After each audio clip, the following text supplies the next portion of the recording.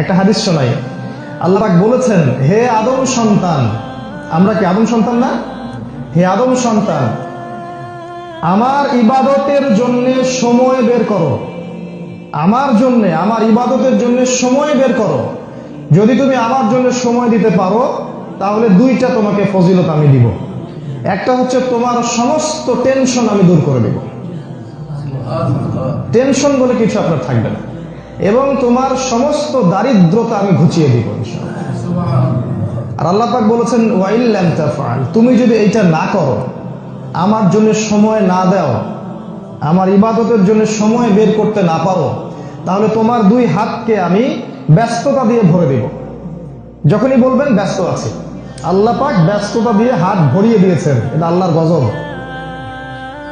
আরেকটা হচ্ছে, তোমার অভাব আমি কোশ্চিন কালেও দূর করব না, তোমার অভাব আমি